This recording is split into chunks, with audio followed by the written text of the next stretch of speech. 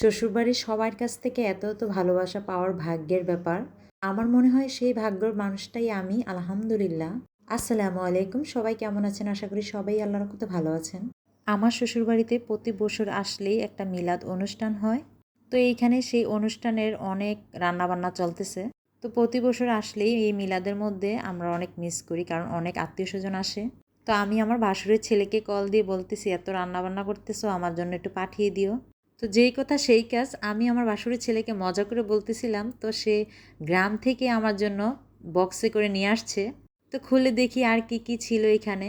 আমার ভাসুর আমাকে বলেছিল, গাছের আম পাঠাবো, কাঁচা আম তুমি না আচার দাও, তুমি আচার দিতে পারবা। তো আমি না বলেছিলাম।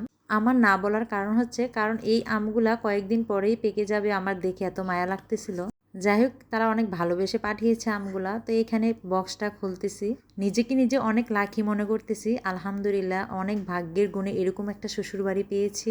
আমি দুপুরের দিকে ভিডিও কল দিয়ে অনেক মজা করতেছিলাম, আর সন্ধ্যার দিকে আমার বাসায় খাবার হাজির। যাই হোক, রিজিকের মালিক আল্লাহ, আলহামদুলিল্লাহ। এদিকে খাবারের বক্সটা একটু খেয়াল করেন, যে এত যত্ন করে পাঠিয়েছে খাবারের বক্সটা, মানে আমি কষ্টিপ্ত খুলতে খুলতে ক্লান্ত হয়ে যাচ্ছি। এই তো আমার পছন্দের খিচুড়ি, আলহামদুলিল্লাহ। এটার মধ্যে গরুর মাংস দিয়ে রান্না করা হয়েছিল। তা আমি প্রথমে বিসমিল্লা করে একটু খেয়ে নিলাম। আর এমনি তো বাবুর্চিদের রান্না অনেক পছন্দ আমার। তারপরে এখানে আমাদের ফার্মের ডিম এনেছে, আর কিছু হাঁসের ডিম আয়েশার বাবার জন্য কিনে এনেছে। তা আমি ওকে বলতেছি, আমি এই খিচুড়ি খেয়ে তোমার জন্য দোয়া করতেছি, আর ও হাসতেছে। আমি তোমার জন্য এই খিচুড়ি খেয়ে আমি তোমার জন্য দোয়া করে দিলাম, তুমি সবসময় এরকম হাসি মুখে থাকো, ভালো থাকো, ঠিক আছে? ইনশাআল্লাহ।